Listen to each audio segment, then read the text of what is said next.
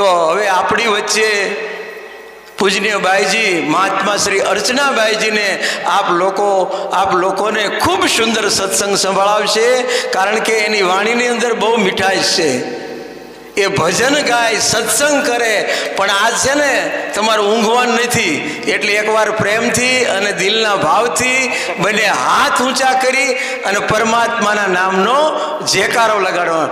પ્રેમથી બોલીએ શ્રી સદગુરુદેવ મહારાજ, કૃષ્ણ કનૈયા લાલ. અને તમે ધ્યાનથી સાંભળશો ને તો અમારે અર્ચનાબાઈજીને એકદમ જોરદાર તાલીથી વધારો. આપ લોકોને ખુશ કરશે. અને આ જીવ આ સંસારમાં આત્મજ્ઞાન પ્રાપ્ત કરવા આવ્યો છે, તો એ આત્મજ્ઞાન કેવી રીતે જાણી શકાય એનો માર્ગ આપ લોકોને મહાત્મા શ્રી અર્ચનાબાઈજી આપશે.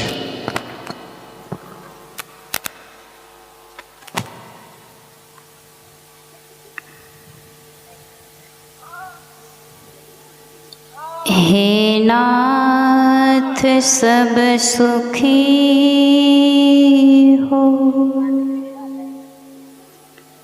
कोई ना हो दुखारी, सब हो निरोगी भगवन,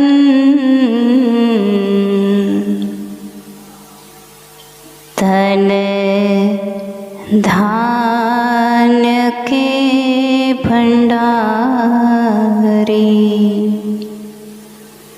सब भद्र भाव देखे, सन्मार्ग के पथिक हो, दुखिया न कोई होवे, सृष्टि में प्राण धारी। हे प्रभु तेरी कृपा बिना होयन मंगल मोल, पत्ता तक हिलता नहीं, खिले न कोई फूल प्रभु, खिले न कोई फूल। प्रेम थी बोलो श्री सद्गुरुदेव महाराज की, श्री कृष्ण कन्हैया लाल की, श्री रामचंद्र भगवान की, श्री पवन सुत हनुमान की, सत्य सनातन धर्म की।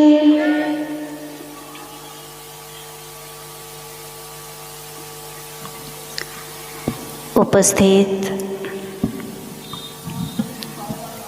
धर्म प्रेमी भाईओ તેમજ ભક્તિમતી પ્યારી માતા બહેનો, આગળ આપ લોકોએ ખૂબ જ સુંદર સત્સંગ અને ભજનથી લાભ ઉઠાયો. આજે આ સદભાવના સંત સંમેલન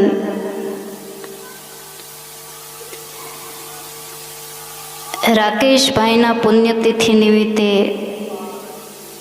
રાખવામાં આવ્યું છે. પુણ્ય જોર કરતા હોય ને તો સત્સંગ ગમે ત્યાંથી મળી જાય. સમજાડું? પુણ્ય જોર કરતા હોય ને તો સત્સંગ ગમે ત્યાંથી મળી જાય ને. તો આજનો સત્સંગ રણછોડ નગરમાં હતો. પ્રકાશભાઈ ડાભીની દીકરી ખ્યાતિ, એમના જન્મદિવસ નિમિત્તે આજનો આ સત્સંગ હતો. પણ આ સત્સંગ પહેલેથી જ આ તારીખે આ જગ્યા ઉપર લખાઈ ગયો હશે.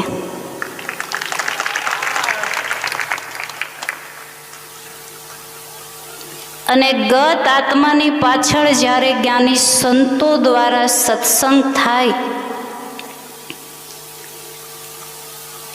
એ જીવાત્માની સદગતિ થઈ જાય છે.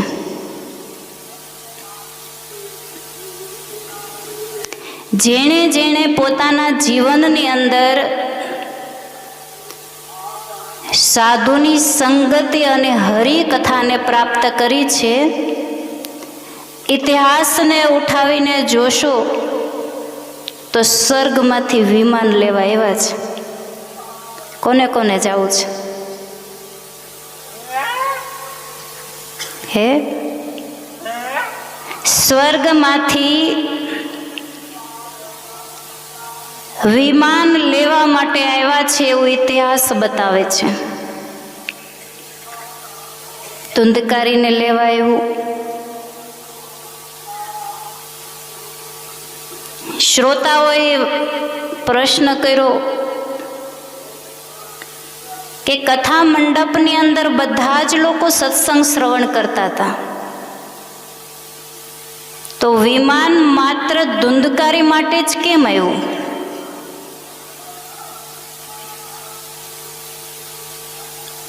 ભગવાન આટલો ભેદભાવ કેમ કરે છે? બધા શ્રોતાઓ માટે વિમાન કેમ ન આવ્યું? ત્યારે સુત પુરાણી કહે છે કે ભેદભાવ ભગવાનમાં નથી, પણ શ્રોતાગણ કેવા ભાવથી કથાને શ્રવણ કરે છે, એ શ્રવણમાં ભેદભાવ છે. ધુંધુકારીએ એક જ આસન પર સ્થિર રહી અને ખૂબ જ એકાગ્રતાથી એ સત્સંગ સુધારસનું પાન કર્યું. જ્યાં દેહ ભાન ભૂલાય છે ને, ત્યાં વિમાન લેવા માટે આવે. અને આપણે ન આવે. શું કામ? આપણે કેવું થાય ખબર? હું તો ગઈ તે પારાયણ સાંભળવા,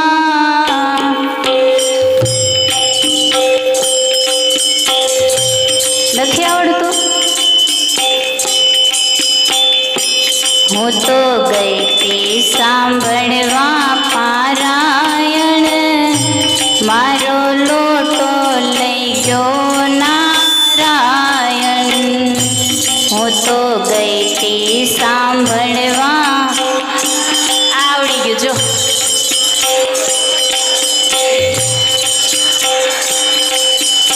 સાધુના સંગમાં બેસો ને, સત્સંગના બે શબ્દને સાંભળો ને, તો મૂંગો હોય ને એ ગાવા માંડે.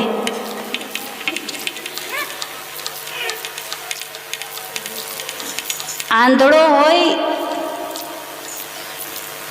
એને જ્ઞાન મળી જાય તો એ જોતો થઈ જાય. બેરો હોય અને અનહદ નાદને સાંભળે તો એ સાંભળતો થઈ જાય. આ સાધુના સંગનો પ્રભાવ છે. સત્સંગમાં બેઠા પછી મન જો લોટાની અંદર રહી જાય તો નારાયણ બહુ છેટો રહે. મનને લોટામાં નહીં, મનને રાખવાનું છે સત્સંગની અંદર. આપણી ભીતર મનરૂપી એક ભૂખ્યો અજગર બેઠો છે. સમજ્યા? આપણી ભીતર મનરૂપી એક ભૂખ્યો અજગર બેઠો છે, માયાનો એ આહાર કરે છે. એવો જીવાત્મા જ્યારે સદગુરુના સંગમાં બેસે તો એનું જે મુખ છે ને એને ઉર્ધ્વ મુખ કરી દે, માયાનો આહાર છોડી અને ભક્તિનો આહાર કરવા લાગે. જો એવા કોઈ સાધુનો સંગ થઈ જાય તો મારો હરિસંગ જોડી દે તાર, એવા કોઈ સંત મળે મારો. અરે એવા કોઈ સંત મળે મારો સફળ કરે અવતાર, એવા કોઈ સંત મળે. મારો સફળ કરે અવતાર, એવા કોઈ સંત મળે.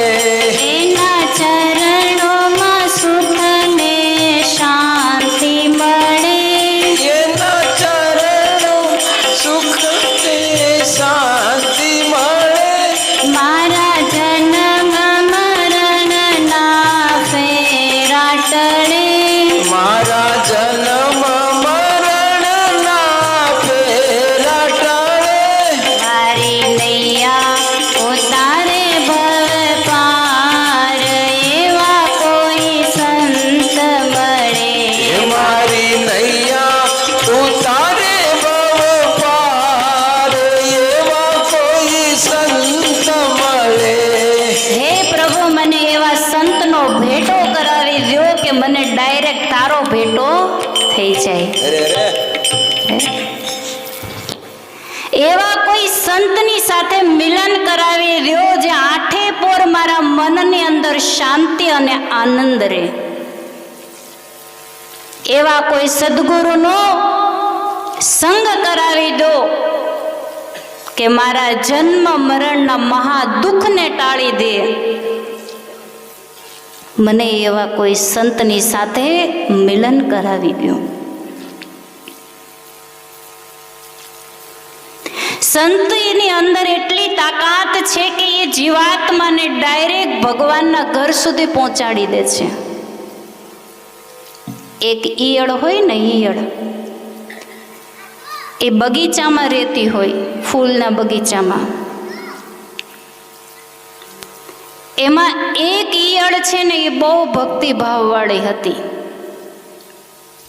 એવું કાંઈ ન હોય કે માણસમાં જ હોય ભક્તિભાવ.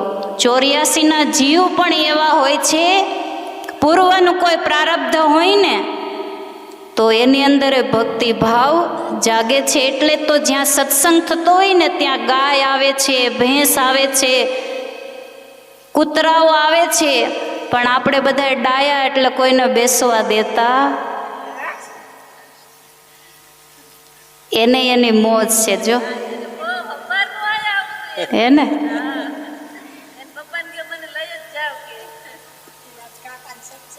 પ્રારબ્ધ પોકારે ને, બાકી પાપ જોર મારતા હોય ને એ સત્સંગમાં ના બેસી શકે. આ તો જેના પુણ્ય જોર મારતા હોય ને ગમે ત્યાંથી ખેંચાઈને અહીંયા આવે.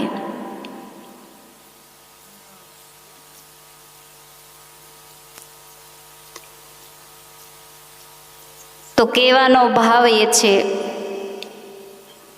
કે સાધુની સંગતિ મળે તો જીવ હરિના ચરણ સુધી પહોંચી જાય છે.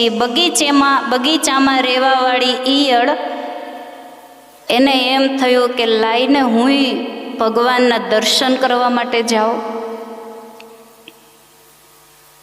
હવે માણસ ધારે તો ભગવાનના દર્શન કરવા પહોંચી શકે મંદિર સુધી, પણ એક બગીચાની જે ઈયળ છે એની અંદર એટલી ક્ષમતા જ નથી કે એ ભગવાનના ચરણ સુધી પહોંચે.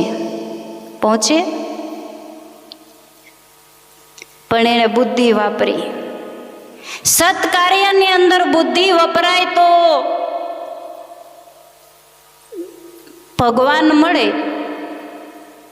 વિવેકથી એને વિચાર કર્યો કે હું ડાયરેક્ટ તો ન પહોંચું, કોઈનો સહારો લઉં. અને એણે લીધો. એ ગુલાબના ફૂલ ઉપર બેસી ગઈ. સવાર એકદમ એણે એ વિચાર કર્યો કે એકદમ ખીલેલું ને તાજું હોય ને એના ઉપર બેસવું છે. હા લે,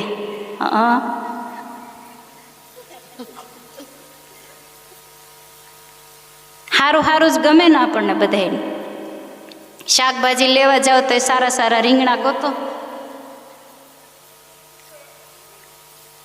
વસ્તુ કંઈક લેવા જઈએ તોય સારું સારું ગોતો. શું કામ?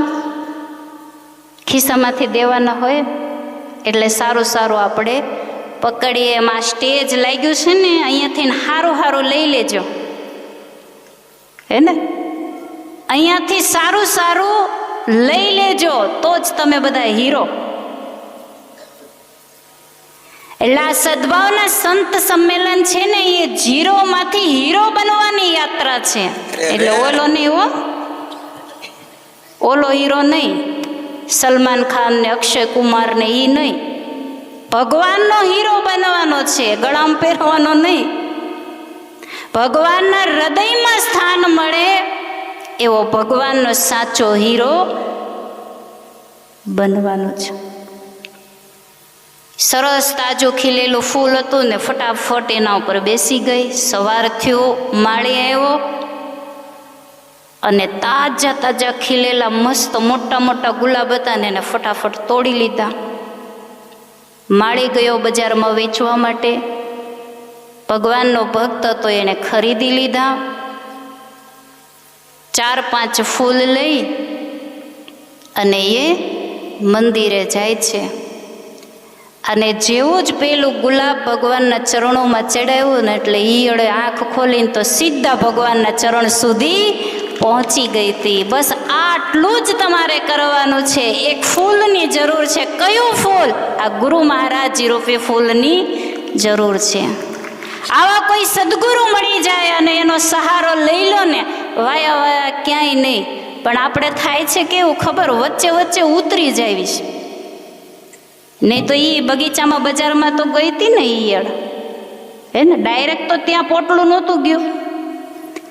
એ માળી ત્યાં વેચવા માટે જાય છે તો બજારમાં ફૂલનો ઢગલો હતો. તો એને એમ ઈયળે એવું ન વિચાર્યું કે હજી થોડીક વાર છે, કોઈ ખરીદવા માટે નથી આવ્યા તો થોડુંક વોકિંગ કરી આવું, એકાદો આટો મારી આવું. પણ એણે ફૂલને પકડી જ રાખ્યો કે જો આને છોડી દીધું ને તો મરી ગયા, અને જો આને પકડી રાખીશ તો તરી ગયા. એટલે છેક સુધી એને ફૂલનો સહારો લીધો. બસ આવી જ રીતે સંસાર સાગર અને આ ભવ સાગર જેને તરવો છે ને, એને કોઈ સંત રૂપી ફૂલની જરૂર પડશે. પછી તમે ભાવથી પકડો કે કુભાવથી પકડો, એક સાધુ હૃદય એવો હોય છે કે જીવને ભગવાનની સાથે ડાયરેક્ટ કોન્ટેક્ટ કરાવી દે છે.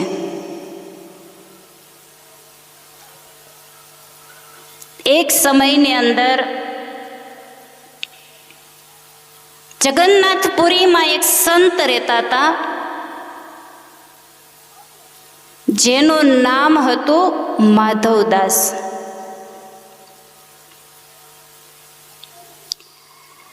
એનો નિયમ હતો 5 ઘરે ભિક્ષા માંગવાની, અને આ 5 ઘરમાંથી ભિક્ષા મળે તો જમવાનું, અને ન મળે તો ઉપવાસ કરી લેવાનો, પણ ભગવાનને ફરિયાદ કરવાની નહીં.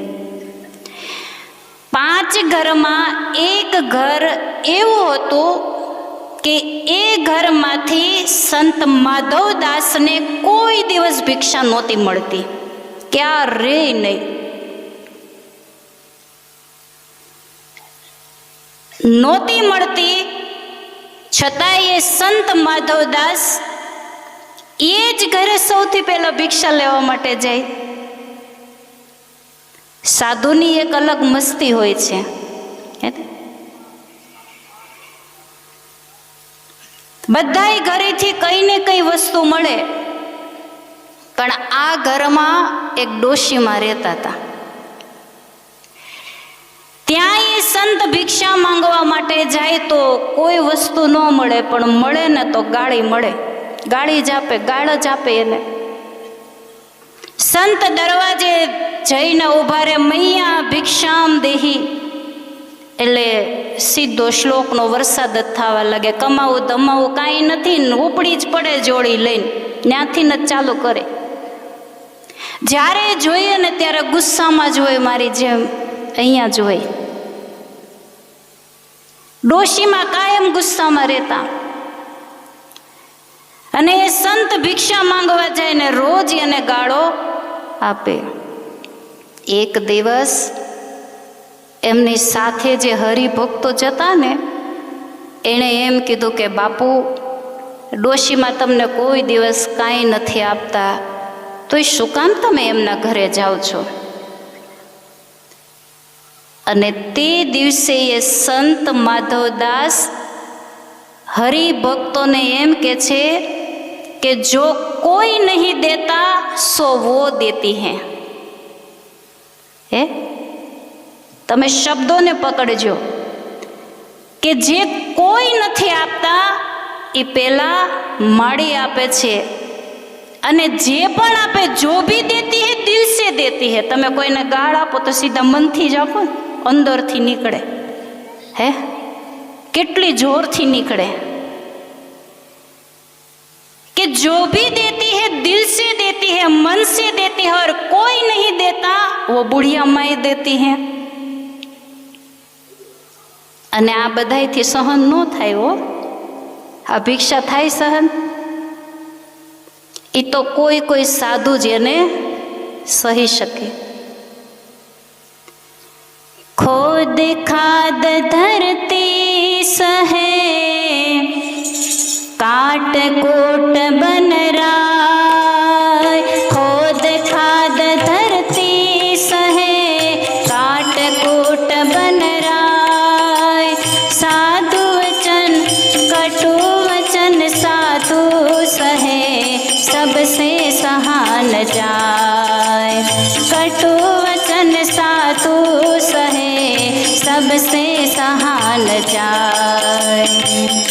હરિભક્તોએ જ્યારે સાંભળ્યું એટલે એણે એમ કીધું કે ભાઈ, જેમ ધરતી માતા છે એને ત્રિકમ જોર જોરથી મારવામાં આવે, એના ઉપર પાવડાનો પ્રહાર કરવામાં આવે, એના ઉપર કોષના ઘા કરવામાં આવે, જેમ ધરતી માતા દરેક પ્રહારને સહન કરી લે ને, એવી જ રીતે કોઈ સાધુનું હૃદય જ કડવા શબ્દોને સહન કરી શકે, બાકી કોઈની તાકાત નથી.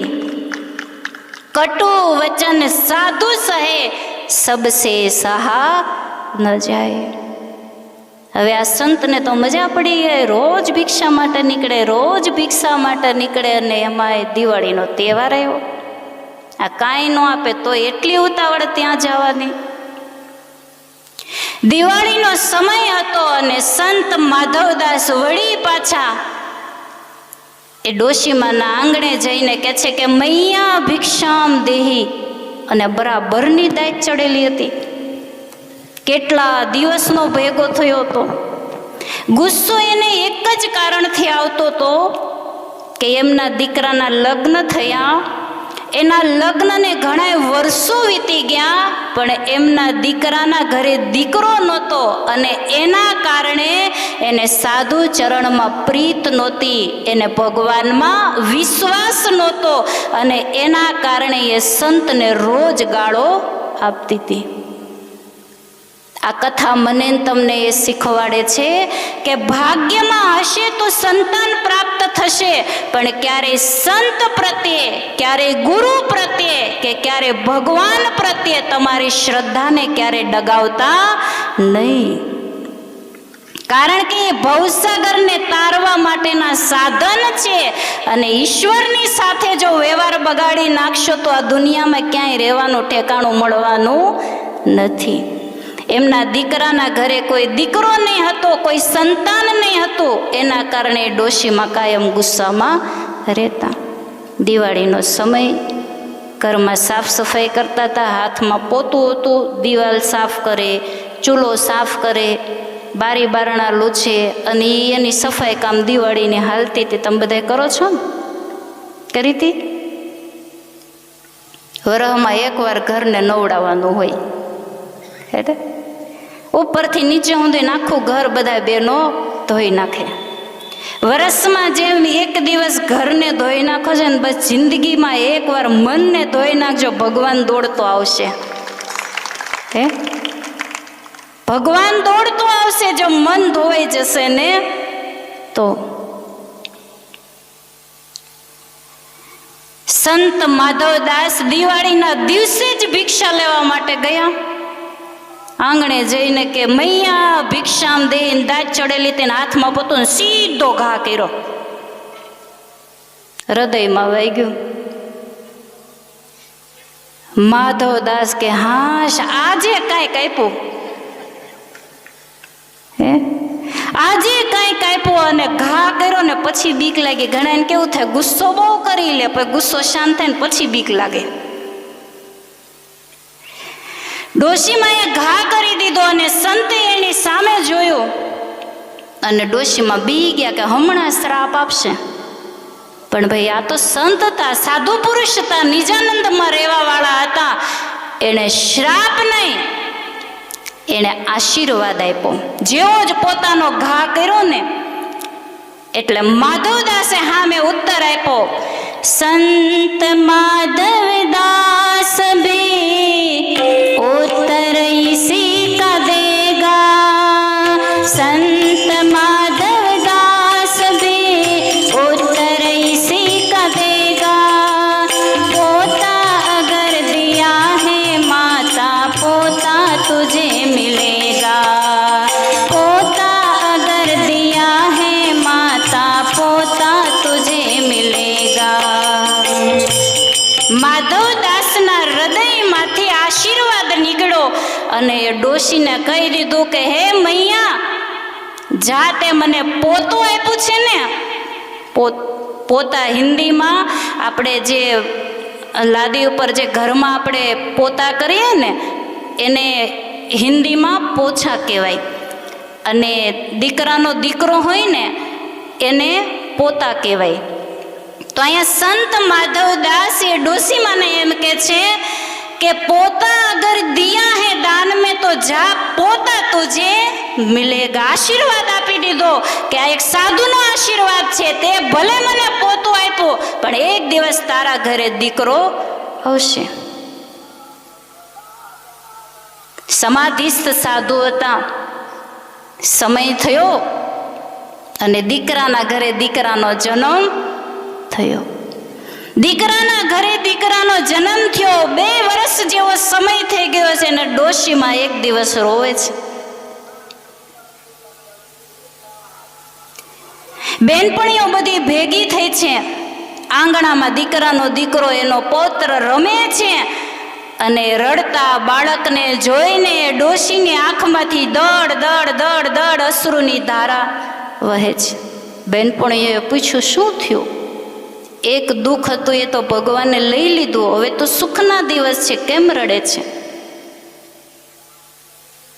ત્યારે એ ડોશીની વાણી ગદગદ થઈ, આંખમાંથી અશ્રુની ધારા વહેવા લાગી અને પોતાની બેનપણીઓની પાસે જે હૃદયમાં પસ્તાવો હતો ને એને વ્યક્ત કર્યો અને કીધું, પોછા દિયો ન પ્રેમ સો ऋषवस दीन हो मार, पोछा दियो न प्रेम सो ऋषवस दीन हो मार, ऐसो पुण्य न सो सखी मेरो पोतो खेलत द्वार, ऐसो पुण्य न सो सखी मेरो पोतो खेलत द्वार.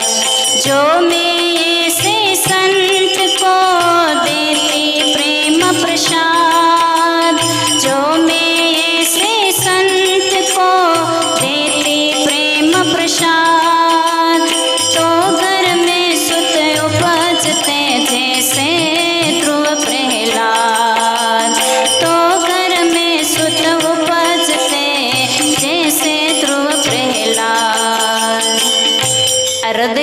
પસ્તાવો નીકળ્યો. અને એ ડોશીમાં પોતાની સખીઓને કહે છે કે એક સાધુ 2 વર્ષ પહેલા મારા આંગણે આવ્યા હતા. ભિક્ષા વર્ષોથી મારા ઘરે માંગતા હતા, પણ એક દિવસ સારા દિવસના દિવસે જ ગુસ્સામાં એને મેં પોતું આપ્યું.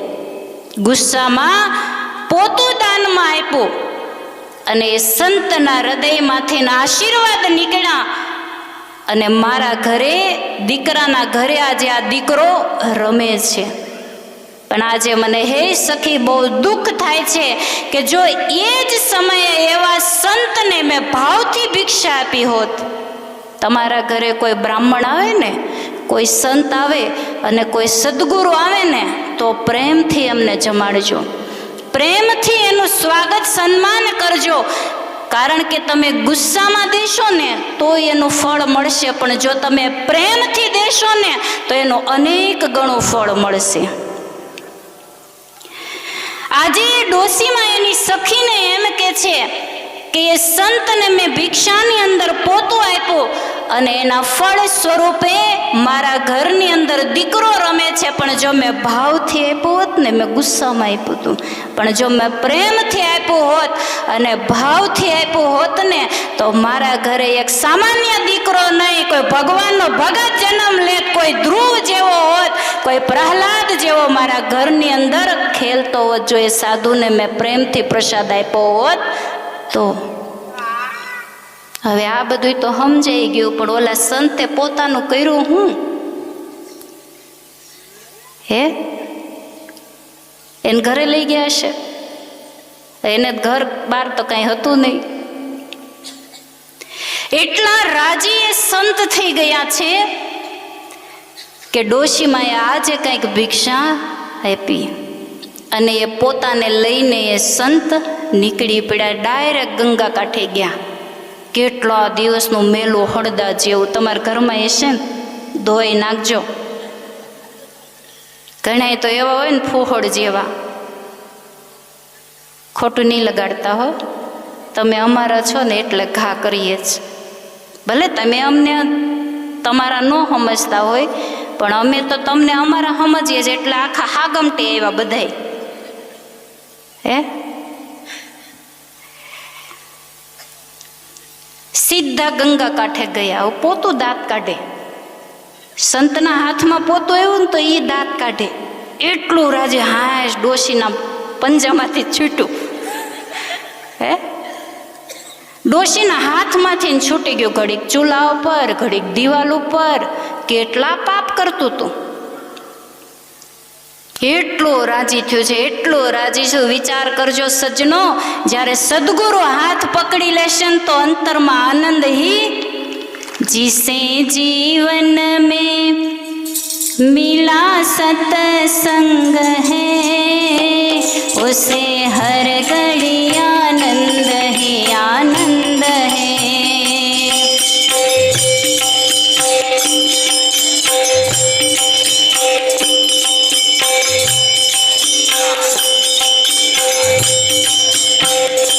संत ऋषियों की वाणी को मानो, सत्य क्या है जगत का ये जानो. संत ऋषियों की